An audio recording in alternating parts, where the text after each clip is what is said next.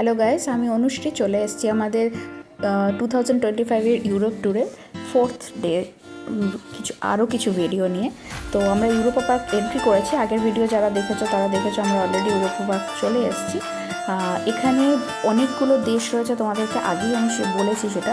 বিভিন্ন দেশের বিভিন্ন রাইডস রয়েছে, সেভাবে সাজানো রয়েছে। মোটামুটি যে দেশগুলো রয়েছে আমি তোমাদেরকে একটা ওভারঅল আইডিয়া দিচ্ছি। যেমন পর্তুগাল আছে, তারপরে ফ্রান্স আছে, জার্মানি আছে, নেদারল্যান্ড আছে, গ্রিস আছে, তারপরে স্ক্যান্ডিনেভিয়া আছে, সুইজারল্যান্ড আছে, ইংল্যান্ড আছে, হল্যান্ড আছে, স্পেন আছে, এরকম নানান দেশ রয়েছে। এই মুহূর্তে আমি যেখানে লাইনে দাঁড়িয়ে আছি, তোমরা দেখতে পাচ্ছ একটা লাইন যাচ্ছে, এটা হলো তোমার সিলভার স্টার্স হচ্ছে ফ্রান্সের। এটা দেখতে পাচ্ছ। আমি মানে যখন রাইডসটা নিচ্ছিলাম তখন আমি ভিডিও করতে পারিনি, কারণ আমি চোখ বন্ধ করেছিলাম। কারণটা তোমরা দেখতে পাচ্ছ। এই রাইডসটা নিয়েছি মিনিমাম 40 to 50 ফ্লোর থেকে ঝাঁপ দেওয়া। আমি পারিনি চোখ খুলে রাখতে। যেই মুহূর্ত থেকে রাইড স্টার্ট হয়েছে আমার চোখ বন্ধ হয়েছে, আবার যেই মুহূর্ত থেকে রাইড সেখানে স্টপ হয়েছে সেখানে আমি চোখ খুলেছি।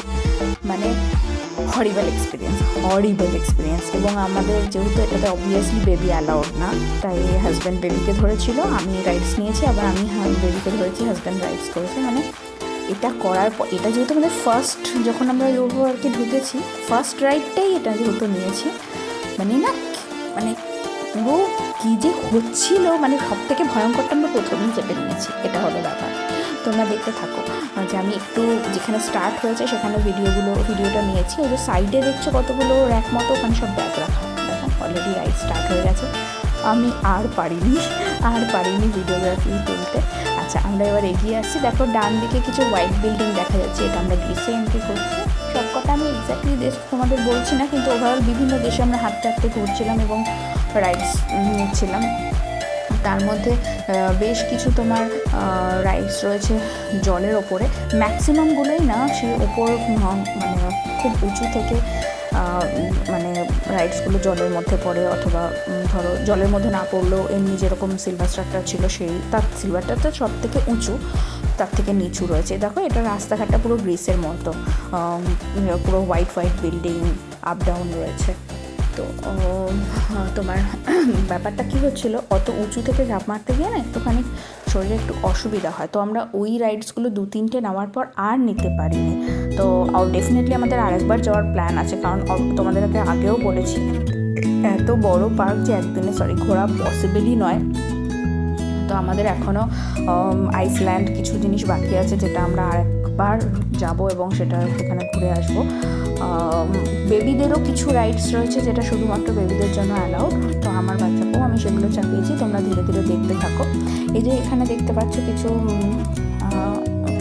ওখানকার দেশের মতনই লোকজন সেজে দাঁড়িয়ে আছে রনপা দিয়ে। এদের সাথে ফটো তোলার চার্জেস আছে। আর ওখানে দেখবে মিকি মাউসের সাথে সবাই ছবি তুলছে, আমার ছেলেও ওখানে ছবি তুলেছে। ওগুলো চার্জেস নেই, বাট এদের সাথে ছবি তোলার চার্জেস রয়েছে। আচ্ছা, তোমরা দেখতে থাকো, তার সঙ্গে আমি কিছু ডিটেলস দিতে থাকি। এখানে পার্কে তোমাদের আগে থেকে টিকিট কাটতে হয়। টিকিটের প্রাইসটা নির্ভর করে তুমি কোন টাইমে টিকিট কাটছো তার উপরে, মানে কত আগে কাটছো তার উপরে। মোটামুটি যদি আমি তোমাদের একটা আইডিয়া দিই, যে দুজনের যদি তোমরা একদিনের টিকিট কাটো, এখানে ডে 1 ডে 2 হিসেবে সেইভাবে টিকিট কাটা যায়। আমরা যেহেতু প্ল্যান ছিল যে আমরা একদিনেরই টিকিট কাটবো, কারণ সেকেন্ডে আমরা রেস্ট নিতে চাই, সেই জন্যে আমরা একদিনেরই টিকিট কেটেছিলাম, যেটা পড়েছিল 129 ইউরো।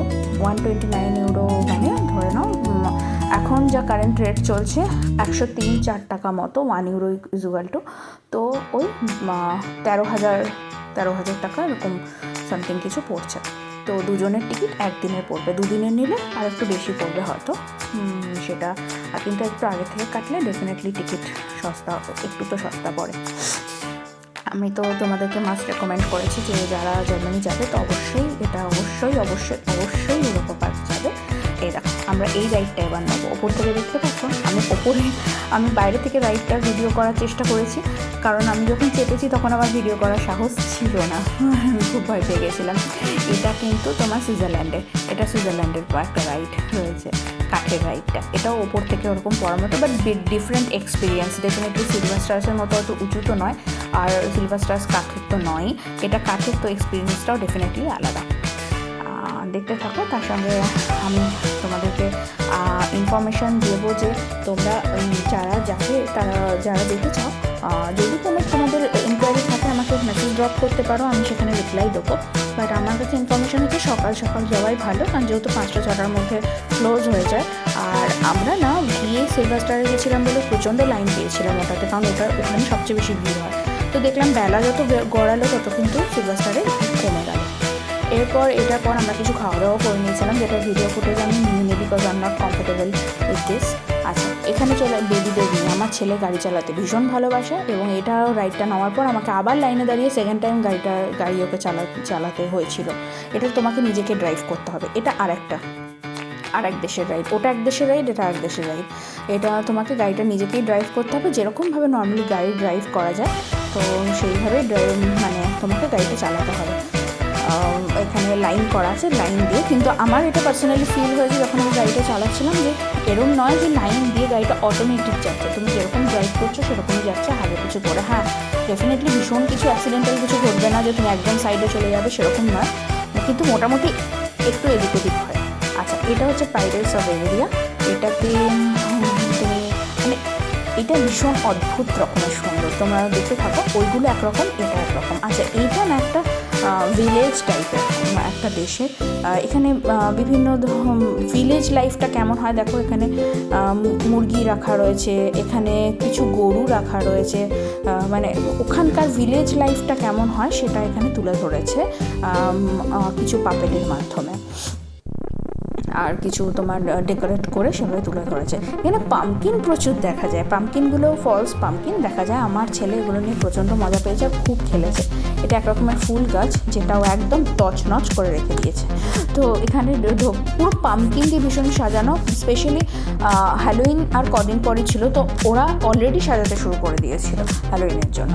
তো দেখতে থাকো। এরপর দেখবে আমরা হয়তো একটা ওয়াটার রাইড নেবো। এই রাইডটা ভীষণ ভালো ছিল, এটা সম্ভবত হল্যান্ডে ছিল, if I am not wrong.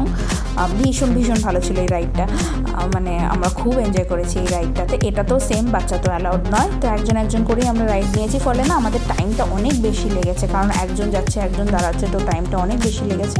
এই রাইডটায় আমি ছিলাম, যেটা জাস্ট ক্রস করলো সেই রাইডটায়, সেটাতে আমি ছিলাম বসে একটা গ্রুপের সাথে। আমার হাজব্যান্ড তার আগে করে এসেছে। তো বেবি নিয়ে যেটা বলছিলাম, বেবি নিয়ে গেলে একটু প্রবলেম হয়ে যায়, সরি তখন কেটে গেল। বেবি নিয়ে গেলে একটু প্রবলেম কি, যে তোমার টাইম কনজিউমটা অনেক টাইম কনজিউমিং হয়, যেটা তুমি হয়তো ডাবল মেবি ঘুরতে পারতে ওই টাইমটাতে, সেটা তোমার টাইমটা অনেকটা কমে যায়। আচ্ছা, লাস্ট ভিডিও আমি এটাই নিতে পেরেছি। এটা একটি গ্রিসের রাইড, ভীষণ সুন্দর। এটা জাস্ট যেখান থেকে দেখতে পাচ্ছ যে যেভাবে নৌকাটা যাচ্ছে, আমি দেখো সামনের সিটে বসে আছি ব্ল্যাক ড্রেসে। এটা পুরো গোল গোল করে ঘুরে গিয়ে একদম ওপর থেকে ঝপাস করে জলে পড়বে, দারুণ।